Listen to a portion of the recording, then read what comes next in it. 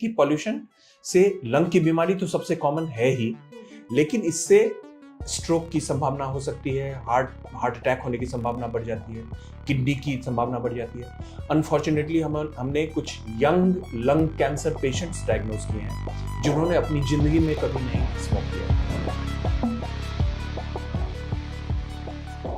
Lungs और हमारे Airways हैं वो नॉर्मली डिजाइंड होते हैं AQI 50 तक, 0 से 50 ये नॉर्मल AQI। तब आप सोच सकते हैं कि पिछले 10 साल में आपको याद नहीं होगा कभी यहाँ का AQI 50 था। तो हमारी हवा कभी भी शुद्ध नहीं रही है। Delhi continues to choke under hazardous air quality. It's smoggy, it's dusty, and it's polluted. This is the condition of my air purifier. जो व्यक्ति सुबह में मॉर्निंग वॉक में जाते हैं, जॉगिंग में जाते हैं, अभी उसको अवॉइड करिए क्योंकि आपको ये ज़्यादा नुकसान करेगा। मैं एक सलाह और दे रहा हूँ लोगों को एयर प्योरीफायर के, अगर आप if you can afford one have one, मैं कहूँगा। तो हम दिल्ली NCR में पोल्यूशन की बात कर रहे थे, हमने तो बहुत सारी बातें की, लेकिन हमने सोचा कि आपको एक्सपर्ट्स की भी राय दिला दे। तो आज हम इस वक्त हैं पारस हॉस्पिटल में। यहाँ पे हम बात कर रहे हैं डॉक्टर अरुणेश से, जो कि पारस हॉस्पिटल के पल्मोनोलॉजी डिपार्टमेंट के HOD और डायरेक्टर हैं। तो सर नमस्कार, स्वागत है आपका हमारे चैनल में। तो सबसे पहला सवाल ये कि लोग तरह तरह की बातें कर रहे हैं कि जो पोल्यूशन लेवल यहाँ पे है, जो AQI है दिखाता है 400-500 पार चला जाता है, 600 भी पार चला जाता है, तो उसमें जो हम इनहेल कर रहे हैं सांस, जो फेफड़ों को जहरीली हवा जा रही है, वो कहीं ना कहीं 20 सिगरेट पीने के बराबर है। ये कितना सच है, कितना मिथ है? सो प्रियंका जी, ये बिल्कुल सही है। जो हमारा लंग्स और हमारे एयरवेज हैं वो नॉर्मली डिजाइंड होते हैं AQI 50 तक, 0 से 50 ये नॉर्मल AQI। तब आप सोच सकते हैं कि पिछले 10 साल में आपको याद नहीं होगा कभी यहाँ का AQI 50 था। तो हमारी हवा कभी भी शुद्ध नहीं रही है। समस्या तब होती है जब ये AQI बढ़कर बहुत ज्यादा हो जाए, जैसे सीवियर जिसको बोलते हैं, वेरी हाई सीवियर ग्रुप, जो कि अभी चल रही है। इसमें जो वातावरण में जितने पॉल्यूटेंट्स होते हैं वो हमारे सांस की नली के अंदर सूजन पैदा करते हैं, और कुछ पॉल्यूटेंट्स जिसका नाम आपने सुना होगा PM 2.5, इसका मतलब होता है 2.5 माइक्रोन के नीचे छोटे वाले जो मॉलिक्यूल्स होते हैं, जो पॉल्यूटेंट्स होते हैं, वो क्रॉस होके हमारे ब्लड स्ट्रीम में चले जाते हैं। वो इसलिए खतरनाक है कि बात सिर्फ फेफड़े तक ही तब नहीं रह जाती है, क्योंकि वो आपके ब्लड सप्लाई में है, तो नेचुरली वो ब्रेन में जा सकता है, किडनी में जा सकता है, हार्ट में जा सकता है। और इसीलिए अब हम लोग कह रहे हैं कि पॉल्यूशन से लंग की बीमारी तो सबसे कॉमन है ही, लेकिन इससे स्ट्रोक की संभावना हो सकती है, हार्ट अटैक होने की संभावना बढ़ जाती है, किडनी की संभावना बढ़ जाती है। अनफॉर्चुनेटली हमने कुछ young lung cancer patients diagnose किए हैं जिन्होंने अपनी जिंदगी में कभी नहीं स्मोक किया है। हम लोग हमेशा कहते थे कि लंग कैंसर स्मोकिंग की बीमारी है। COPD एक कॉमन बीमारी होती है जो सिर्फ स्मोकर्स में पाई जाती है। इंडिया में नॉन स्मोकर COPD की संख्या वर्ल्ड में सबसे ज्यादा है। ये सारे आंकड़े आपको ये बताते हैं कि ये पॉल्यूशन एक साइलेंट किलर है, और हर एक को अब चेत जाना चाहिए, जाग जाना चाहिए, क्योंकि मैंने आपको पहला आंकड़ा दिया कि हमारे AQI कभी भी सेफ तो है ही नहीं, और उसके ऊपर से अब हम लोग सीवियर रेंज में जा रहे हैं, जहां की एक लंबे समय तक हम लोग उस जहरीली हवा को सांस ले रहे हैं। तो हाँ, अगर आपका AQI 400 के ऊपर है तो आप मान सकते हैं कि आप 20 से ज्यादा सिगरेट हर दिन पी रहे हैं, और उसके कारण जो नुकसान सिगरेट स्मोकर्स में होता है वो नुकसान आम आदमी को होगा। जी, हम पहले तो पार्शियल स्मोकिंग वगैरह को बताते थे कि जैसे कोई सिगरेट पी रहा है, आप साथ बैठे तो वो आपके लंग्स को अफेक्ट करता था। अब तो सीधा सीधा आप एक नहीं, दो नहीं, एक चेन स्मोकर की तरह आप जी रहे हैं NCR में। तो सर इससे बचने के लिए क्या किया जाए, क्योंकि प्रशासन और सरकार जितने भी प्रयास कर रही है वो तो विफल साबित हो रहे हैं। तो इंडिविजुअली बंदे को क्या करना चाहिए कि उसके अंदर ये बीमारियां ना हो? तो पहली बात, जो व्यक्ति स्मोक करते हैं प्लीज बंद कर लो, क्योंकि आप ऑलरेडी 20 स्मोक कर रहे हो, तो that's for sure smoking caseation. दूसरा, जब पीक पॉल्यूशन टाइम्स हैं उसमें एक मास्क लगाइए। मास्क एक बहुत इंपॉर्टेंट चीज है। N95 मास्क में लगाने की सलाह दूंगा, क्योंकि उसमें जो PM 2.5 है, जिसकी बात अभी हम लोग कर रहे थे, जो सबसे खतरनाक पॉल्यूटेंट्स हैं, उसको वो रोकता है। तो आपको PM 2.5 N95 मास्क लगाना चाहिए। जो व्यक्ति जिनको कोई क्रॉनिक लंग डिजीजेज हैं पहले, उनको स्पेशल सावधानी की जरूरत है, क्योंकि हम लोग मरीज देख रहे हैं। वैसे मरीज जो पहले ठीक थे, अच्छे थे 1 महीने पहले तक, अब अचानक से उनकी सांस फूलने लगी है, बहुत सारे हॉस्पिटलाइज्ड हैं। तो ऐसे लोगों को काफी सावधानी बरतने की जरूरत है। Peak pollution time exercise avoid करते हैं। जैसे जो व्यक्ति सुबह में मॉर्निंग वॉक में जाते हैं, जॉगिंग में जाते हैं, अभी उसको अवॉइड करिए क्योंकि आपको ये ज्यादा नुकसान करेगा। जिम जो जाते हैं क्लोज्ड एनवायरनमेंट में, close environment exercise is good, जहाँ पे अगर आपका अच्छी फैसिलिटी है, वहां पे एयर प्यूरिफायर्स लगे हुए हैं या क्लोज स्पेस है, वो ठीक है।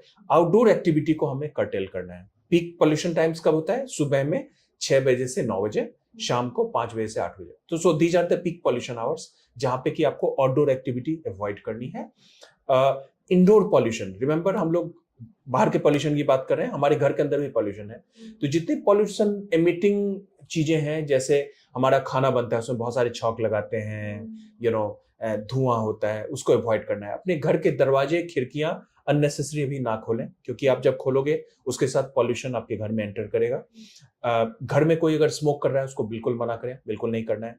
कोई झाड़ू बुहारू वाला हो रहा है तो कोशिश करें कि उस हवाओं को बाहर जाने दें। ये जरूरी तो नहीं है। अब मैं एक सलाह और दे रहा हूं लोगों को एयर प्यूरिफायर के लिए। अगर आप if you can afford one, have one. मैं कहूंगा ये आपका ऐसा नहीं है कि इससे आपकी सारी समस्या खत्म हो जाएगी, बट मुझे लग रहा है कि एक कम से कम कुछ प्रोटेक्शन ये जरूर देता है, in addition to what we are doing. जो मैंने रेस्ट चीजें बताई, उसके अलावा अगर आप ये करते हैं तो ये डेफिनेटली काफी ये होगा। खाने में हाई प्रोटीन डाइट रखनी है, एंटीऑक्सीडेंट की मात्रा, हरी साग सब्जी का सेवन अच्छा रहता है। और जिन व्यक्तियों को क्रॉनिक रेस्पिरेटरी डिजीज है, अगर उनके सिम्टम्स खराब हो रहे हैं तो उनको जल्दी हॉस्पिटल में दिखाना चाहिए, क्योंकि हम लोग देख रहे हैं कि बहुत जल्दी ही पेशेंट्स डिटोरिएट हो रहे हैं, क्योंकि उनको इतना ज्यादा एक्सपोजर लगा होता है। वो आते हैं और बहुत जल्दी उनके सिम्टम्स डिटोरिएट करते हैं, तो जल्दी चिकित्सक की सलाह लें तो और अच्छा है। जी सर, आपने जैसे एयर प्योरीफायर की बात करी है, इसके अलावा कुछ प्लांट्स भी ऐसे लोग बताते हैं कि प्योरीफाइंग प्लांट्स होते हैं, लेकिन जो हमने पढ़ा सुना उसमें ये लगता है कि वो हाँ ठीक है, एयर प्योरीफाई कुछ लेवल तक कर सकते हैं, इतने बड़े लेवल के पोल्यूशन को नहीं कर सकते। तो आपका क्या कहना है? सो एयर प्योरीफायर केवल क्लोज स्पेस, छोटे स्पेस टू एन एक्सटेंट काम करता है, इसीलिए बेडरूम जहां पे आप ज्यादा समय बिताते हैं, 5 से 6 घंटे आप रहते हैं, वहां पे रखना चाहिए। इंडोर प्लांट्स में कुछ प्लांट्स आते हैं, इंडोर प्लांट्स जो पॉल्यूशन को कम करते हैं। इन सबों का रोल सपोर्टिव है, अभी बहुत ज्यादा एविडेंस बेस्ड नहीं है, बट आप देख रहे हैं यहाँ भी मैंने लगा रखा है, तो मतलब ऑफ कोर्स ये कुछ हेल्प करेंगे, but I am not sure कि वो सिर्फ एक प्लांट लगाने से आपकी सारी समस्याएं दूर हो जाएंगी। बट ऑन द होल अगर हम लोग ये सारी चीजों को एक साथ करें तो आई थिंक हम लोग लेट्स होप कि ये PM 2.5 जब इतना हाई है उसके थ्रू हम लोग सुरक्षित रह पाएंगे। जो बड़े बुजुर्ग हैं, जो बच्चे हैं, एल्डरली फ्रेल पीपल, पेशेंट्स हैं, इन सबों को ज्यादा सावधानी रहने की जरूरत है। लंग्स को अफेक्ट करने के अलावा, जैसे आपने बताया कि ब्लड में चला जाता है तो सारे सिस्टम में चला जाता है, वो किसी को भी प्रभावित कर सकता है। इसके अलावा साइकोलॉजी के हिसाब से देखें, एक साइकोलॉजिकल वो भी आ रहा है कि लोगों में इको एंजाइटी हो रही है। डॉक्टर्स बता रहे हैं कि जो उनको लगता है कि हम बाहर जाएंगे तो हम बीमार पड़ जाएंगे, या वो बार बार AQI चेक कर रहे हैं, अपने फोन से चेक कर रहे हैं, बाहर चेक कर रहे हैं, तो पूरी तरह से वो डिस्टर्बेंस हो गई है। तो आपका क्या कहना, कितना काम कर रही है कोई एंजाइटी? देखिए, इसको मैं एक तरह से अवेयरनेस की तरह देखता हूँ।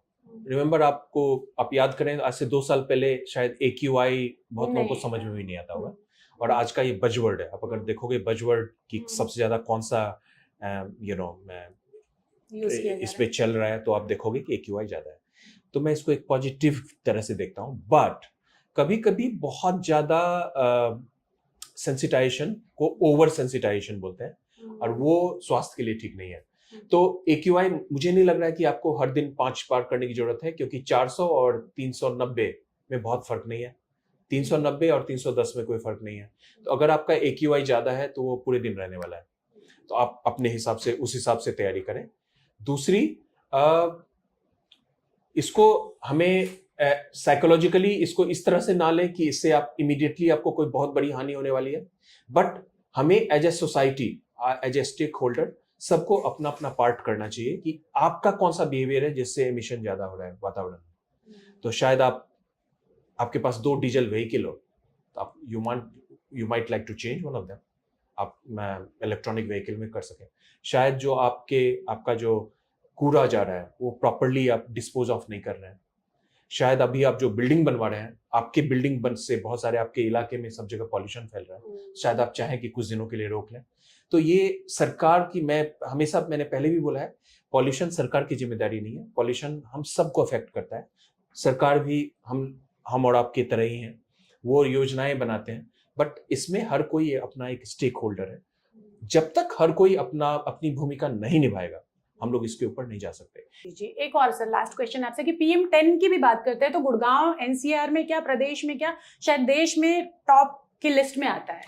तो PM10, PM2.5 ये सारे जो AQI है इसके मार्कर है, मतलब ये पॉल्यूटेंट की तरफ है। तो अगर आपको देखेंगे साइज में तो PM10 एक ऐसा 10 माइक्रोन, जो मैंने बताया था 2.5 माइक्रोन, 10 कभी भी जो ब्लड में नहीं जाता है। तो एक अच्छी चीज ये है कि, और हमारे नाक के अंदर ब्रिसल्स होते हैं, नाक के अंदर जो ब्रिसल्स हैं वो उनको ट्रैप कर लेता है।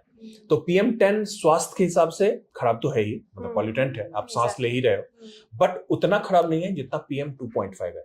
तो जहां एज ए रूल अगर आप कहीं का PM2.5 बहुत ज्यादा है तो वहां का PM10 तो हाई होगा ही, बट हम लोग वही होता है कि we always pick the higher of the evil. तो जो सबसे ज्यादा प्रॉब्लमेटिक है वो 2.5 है, उसको हम लोग मानक मान के आगे चलते हैं। बट AQI में ये सारे फैक्टर्स आते हैं। जो इंडस्ट्रियल वेस्ट होते हैं उसमें जो सबसे छोटे पार्टिकल वाले साइज होते हैं, जो सबसे हानिकारक होते हैं, वो PM2.5 ही होता है। Right sir, thank you doctor Arunesh हमसे बात करने के लिए, और हमें उम्मीद है कि हमारे दर्शकों को एक्सपर्ट की ये सलाह पसंद आएगी, वो इसे मानेंगे और अपने स्वास्थ्य के प्रति सजग रहेंगे। थैंक यू डॉक्टर साहब।